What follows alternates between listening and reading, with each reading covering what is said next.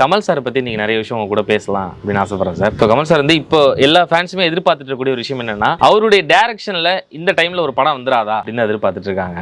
So ரொம்ப நாளாக வரல அப்படின்னு தான் சார் எதிர்பார்த்துட்டு இருக்கோம். பொதுவாக சொல்லணுன்னாக்க கமல்ல எல்லாரும் இன்னைக்கு வந்து சினிமா உலகம் உடுந்து போச்சு. அதுதான் உண்மை.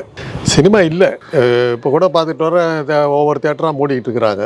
அன்றைக்கி ஒருத்தர் வந்து சொன்னாங்க, உங்கள் மாதிரி ஒரு நெறியாளர் சினிமா உடுந்துருச்சுன்னு. எப்படி சார் போயிடுச்சுன்னீங்க? நாங்கள் ஒரு காலத்தில் அண்ணா சாலையில் வந்தீங்கன்னாக்கா எல்ஃபித்தன் தேட்டர் ஆரம்பிக்கும்.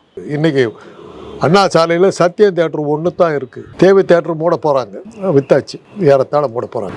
அப்படி இருக்கும்போது அவ்வளோ பெரிய 20-25 தேட்டர் இருந்த ஒரு இடத்துல இன்றைக்கி 4 தேட்டர் இருக்கிற அளவுக்கு சுருங்கி போச்சு. நான் 30 கிலோமீட்டர் கிராஸ் பண்ணி அம்பத்தூர் வரலும் போகிறேன். மொத்தத்துக்கும் சேர்த்து ஒரே ஒரு தேட்டர் இருக்குது. அந்த ஒரு தேட்டரில் வந்து பேனர் வைக்கிறாங்க, 4 பேனர் இருக்குது.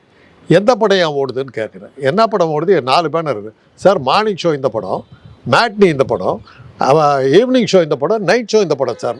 ஒவ்வொரு படமும் ஒரு ஷோ தான் ஓடுது, அவ்வளோதான் தேது. அதுக்குள்ளாரையே பார்த்தாங்க உதயம் தேட்டர் இடிச்சு போன வாரம் அதை இடிச்சு விட்டாங்க. உதயம் தேட்டர் எடுத்துட்டாங்க. இருக்கிற தேட்டரும் போயிட்டு இருக்குது. எல்லாம் ஒவ்வொன்றா மூடிட்டு இருக்கிறாங்க. காசி தேட்டர்லாம் எடுத்துவிட்டா மூடி தள்ளிட்டாங்க. ஒன்றுமே இல்லை. அப்படி கேட்டபோது ரோகிணின்னு ஒரு தேட்டருக்கு தேடி பிடிச்சி சொல்கிறாங்க. அந்த மாதிரி நிலைமை ஆகிப்போச்சு. இந்த சூழ்நிலையில் வந்து சினிமா இல்லைங்கும் போது நீங்கள் பார்த்தீங்கன்னா எல்லாருமே ஒரு காலத்தில் நடிகர்களாக இருந்தாங்க. இன்றைக்கி வேலை இல்லாமல் இருக்காங்க. அதனால தான் பல பேர் இப்போ அரசியலுக்கு வர ஆரம்பிச்சிட்டாங்க. அது உங்களுக்கு தெரியும்.